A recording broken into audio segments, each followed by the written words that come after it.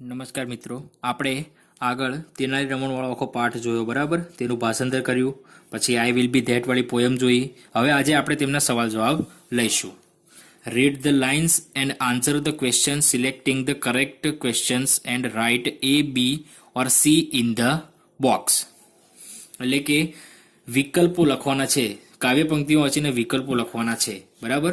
સૌથી પહેલું, what was the child want to B in the first stanza. પહેલી પંક્તિમાં બાળક શું બનવા માંગતો હતો? તો અહીં લખ્યું જો, I am going to be a tree. શું આવશે જવાબ? એ. શું આવશે? A tree. બીજું, the child does not want to be a ખાલી જગ્યા. તો અહીં જો એને લખ્યું છે I am not going to be a scientist, તો જવાબ શું આવશે? સાયન્ટિસ્ટ. શું આવશે? સાયન્ટિસ્ટ.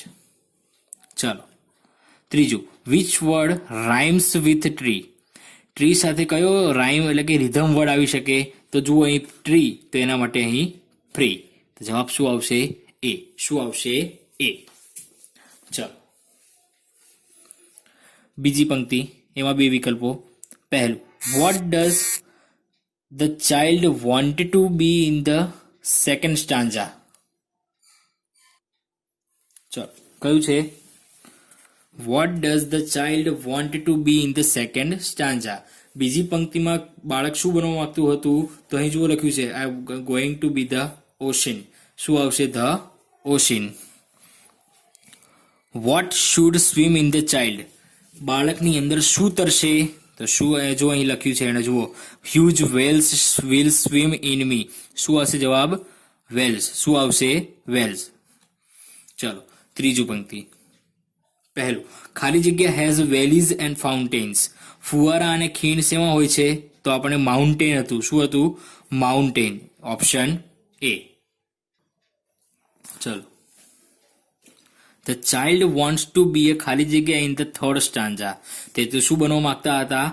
જે બાળક હતો તે ત્રીજા પંક્તિમાં શું બનવા માંગતો હતો? માઉન્ટેન રેજ. શું બનવા માંગતો હતો? Mountain રેજ. Which word rhymes with the mountains. Mountain સાથે કયો રિધમ વર્ડ એટલે કે રાઇમ્સ આવશે? તો માઉન્ટેન્સ, તો અહીં જુઓ ફાઉન્ટેન્સ. ખબર પડી?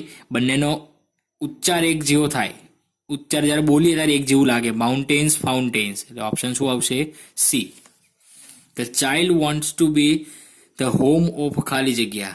તે બાળક હતું તે શેનું ઘર બનવા માંગતું હતું? તો ઈગલ્સ એટલે કે ગરુડનું ઘર બનવા માંગતું હતું. ગરુડનું ઘર બનવા માંગતું હતું. What flows through mountains. What flows through mountains. પર્વતોમાંથી શું વહે છે? તો ઝરણાઓ એટલે કે સ્ટ્રીમ્સ. શું આવશે? સ્ટ્રીમ્સ. Option C. ચલો, હવે આપણે પાઠના સવાલ જવાબ જોઈશું, બરાબર? આ પહેલો ફકરો છે. ચલો, એમાંથી what did the king want to discuss with the ministers. રાજા એ મંત્રીઓ સાથે શું ચર્ચા કરવા માંગતા હતા?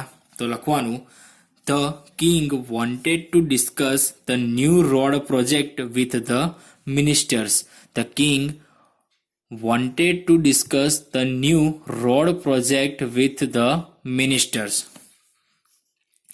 What sound is heard in the court? દરબારમાં કયો અવાજ સંભળાયો? The sound of trumpets and drums heard in the court. કે દરબારમાં ટ્રમ્પેટ એટલે કે જે એ શેરાણી હતી, બરાબર, અને ડ્રમ્સ એટલે કે ઢોલનો અવાજ તેમાં સંભળાયો. Who are waiting for the king? કોણ રાજાનો રાહ જોઈ રહ્યા હતા? કોણ રાજાની રાહ જોઈ રહ્યા હતા? તો Tenali Raman and two courtiers are waiting for the king. Tenali Raman અને બે દરબારીઓ રાજાની રાહ જોઈ રહ્યા હતા. ચલો, ધ કિંગ આસ્ક્સ ફોર ખાલી જગ્યા. રાજાએ પૂછ્યું, શેના માટે? શું પૂછ્યું? કોની સૌથી પહેલા કોની સાથે વાત કરવા માંગતા હતા? તો મિનિસ્ટર્સ વિશે પૂછ્યું. કોના વિશે? પોતાના મંત્રીઓ વિશે, એટલે કે A. The king wants to discuss the new ખાલી જગ્યા વિથ ધ મિનિસ્ટર્સ. તો શું આવશે? New road project. શું આવશે? New road project. There is a sound of ખાલી જગ્યા. તો શેનો અવાજ આવ્યો હતો? તો trumpets and drums. Trumpets and drums. Option C. Option C. ચલો, બીજો ફકરો,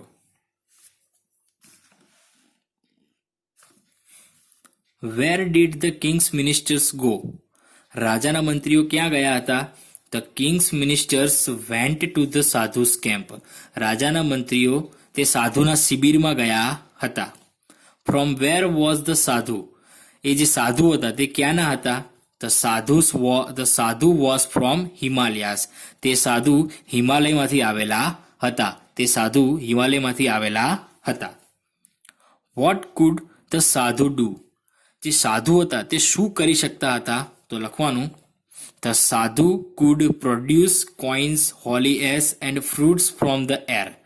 તે જે સાધુ હતા તે હવામાંથી, એટલે કે હવામાંથી સિક્કાઓ, પવિત્ર ભસ્મ અને ફળો ઉત્પન્ન કરી શકતા હતા. ચલો હવેના વિકલ્પો. ધેર વોઝ એ ખાલી જગ્યા ઇન ધ કિંગડમ. તો ત્યાં રાજ્યમાં કોણ આવેલું હતું? એક સાધુ આવેલા હતા. કોણ આવેલા હતા? એક સાધુ. Option B. The sadhu was from ખાલી જગ્યા. તે સાધુ ક્યાંથી આવેલા હતા? તો હિમાલયસમાંથી. ક્યાંથી આવેલા હતા? હિમાલયસમાંથી. વોટ કુડ ધ સાધુ પ્રોડ્યુસ ફ્રોમ ધ એર? સાધુ હવામાંથી શું ઉત્પન્ન કરી શકતા હતા? Coins, Holi S and fruits. Option C. ચોથું, ધ ખાલી જગ્યા વર એટ સાધુસ કેમ્પ. સાધુના કેમ્પમાં એટલે શિબિરમાં કોણ ગયા હતા? તો લખવાનું મિનિસ્ટર્સ. કોણ ગયા હતા? મિનિસ્ટર્સ. Option A. ખાલી જગ્યા did not know anything about the sadhu. કોને સાધુ વિશે કઈ જ ખબર ન હતી? તો કોણ હતું એ? કિંગ. કોણ હતું? કિંગ, રાજા. ચલો અહીંયા સુધી રાખીએ છીએ. આગળના જે ફકરા ઉપરના પ્રશ્નો છે એ આપણે આગળના વિડીયોમાં લઈશું.